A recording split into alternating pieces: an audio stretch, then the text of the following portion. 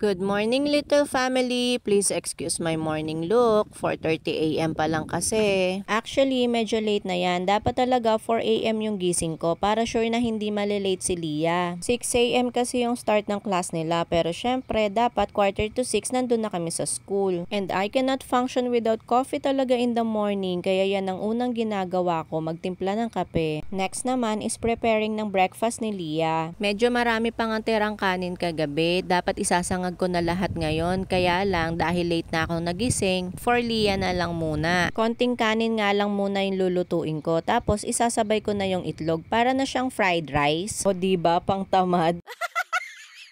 Pero effective kasi yan, lalo na inaantok pa si Lia. Next naman is making her baon. Highly recommended ko talaga tong lunchbox ni Lia from Tupperware. Last year niya pa nga to ginagamit, sobrang sulit talaga. Very ideal sa mga kids kasi tamang-tama lang yung laki niya. Non-spill and non-mix na rin siya. Disclaimer nga lang po pala, yung white dun sa gilid, water po yun, kakahugas ko lang kasi, pero napunasan ko naman yan.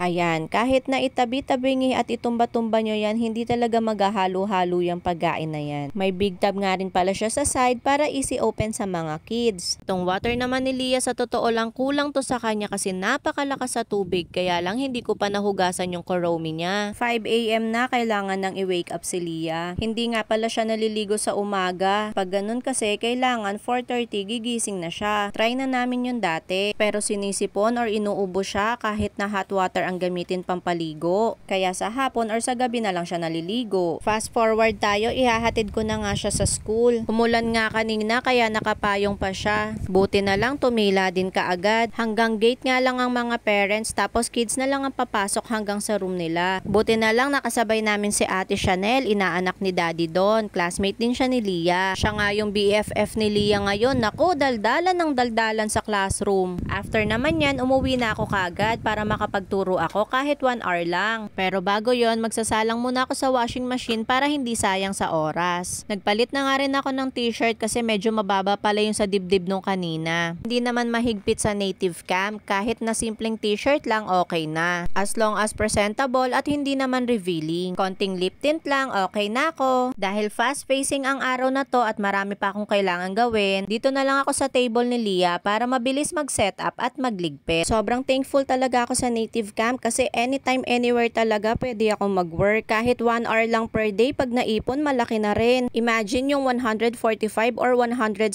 per hour na rate. Not bad na, di ba? 8:11 AM na, kailangan ko naman mamalengke kasi mga 9 AM lalabas na sila Lia. Actually, kailangan 8:45 nasa school na ako. Minsan kasi maaga silang pinapalabas. Naglalakad nga lang ako pag namamalengke at 4 na malalaking kanto nga to galing sa amin. And ito na nga yung pinaka-exercise ko araw-araw. Lutong ulam nga muna ulit tayo for today, pero for tomorrow, bumili naman ako nitong lapu-lapu. Napakamahal nga ng presyo pero wala naman na talagang mura sa ngayon. Next naman, fruits ni Lia, grapes and peras nga lang muna ang binili ko. Then pumunta na ulit ako sa isa pang karinderya kasi nakalimutan kong bumili ng gulay ni Daddy. Diretso na nga tayo sa school ni Lia para magsundo and yes, dala ko lahat ng yan. Pagdating ko nga, few minutes lang nagbukas na yung gate nila. First nga lumabas yung section nila Lia, buti na lang umabot ako. Pagdating naman sa bahay, bihis muna and wash ng hands kasi pawis na pawis ang bata. Habang ako naman inaayos yung mga pinamili. Hinugasan ko na nga yung fish pati yung mga fruits bago ilagay sa ref. At dahil nga nagturo ako kanina, ngayon pa lang ako magsasangag. Si Lia naman nasa likod ko lang busy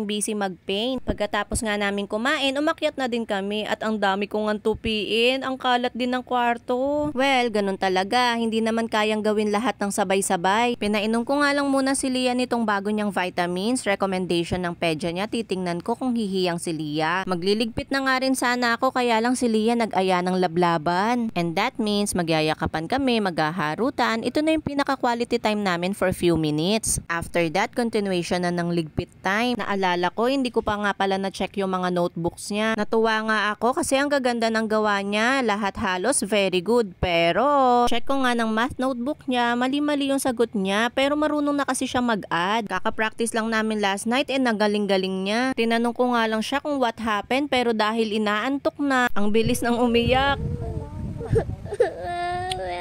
Ano tumingin dyan? Parang fake naman ito mag-chat. Alam mo anak, okay lang po yun kasi that's how you will learn. Ngayon, alam mo na. Next time, Perfect ng score mo, 'di ba? Kasi marunong na ikaw, 'di ba? Meron nga nakakagawa na iba eh. Okay lang 'yun kasi ganyan ka matututo. Sa una wrong ka kasi hindi mo pa alam pwede pala magbakod eh, 'di ba? Ngayon alam mo na kaya next time very good ka na doon, ha?